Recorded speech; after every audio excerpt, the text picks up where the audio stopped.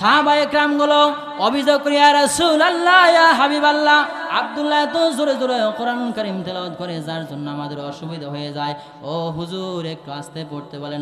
আল্লাহ রাব্বুল আলামিনের নবী আমার ডাক দিল, সাহাবারা রে, আব্দুল্লাহকে আস্তে পড়তে বলিও না, ওরে বাধা দিও না, জোরে জোরে চিল্লায়ে পড়তে দাও, কারণ ওর ঈমান বড় দামি ঈমান, ঈমান আনতে গিয়ে বাড়ি গাড়ি জায়গা জমি কিছুই আনতে পারে নাই।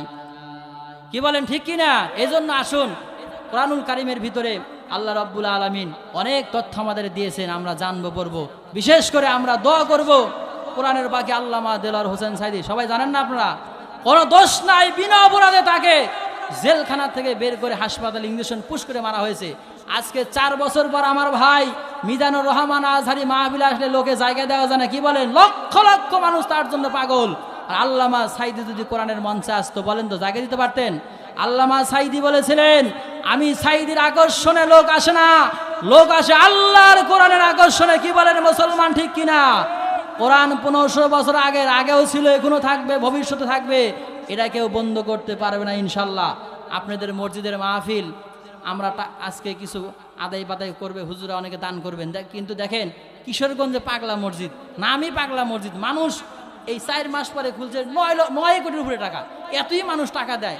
আমি খুশি হয়েছি যে মানুষ মসজিদে তাও দিক, তা মাজারে যান না দেয়। কি বলেন? আমরা দোয়া করি এই মসজিদে আল্লাহ রাব্বুল আলামিন তার কুদরতিভাবে আরও দিয়ে সাহায্য করে, বলেন আমিন। একজন চিঠিও লেখা দিয়েছে ওই মসজিদের বাক্সের মধ্যে যে আমরা এই ইউনূস সরকারে আরো 5 বছর চাই। ভক্ত লিখে দিছে তাকে 5 বছর আরো চাই। এই 6 মাসে যে উন্নয়ন করছে, কি বলেন, আরো যদি কিছুদিন থাকে মনে আরো কিছু হবে, তাই না? তা আমরা দোয়া করি।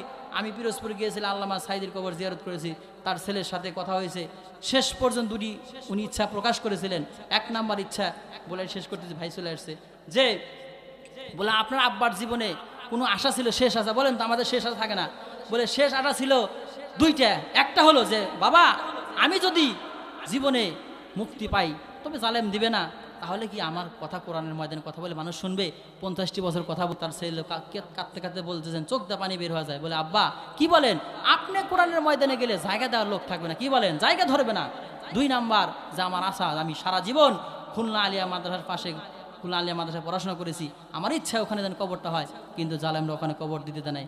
শুধু বাংলাদেশ নয়, বিশ্বের বিভিন্ন রাষ্ট্র থেকে আল্লামা সাইদির কবরে সবাই দোয়া করার জন্য যায়, কিন্তু যারা অপকর্ম করেছে, যারা স্বৈরাচারী করেছে, এদের কবরে কেউ যাবে? যায়? কেউ যায় না। দোয়া করে আল্লাহ রাব্বুল আলামিন আল্লামা সাইদি সহ যারা শহীদ হয়েছেন, আল্লাহ সকলের কবরগুলো জান্নাতের মাকাম বানিয়ে দিন। সকলে বলেন আল্লাহুম্মা আমিন।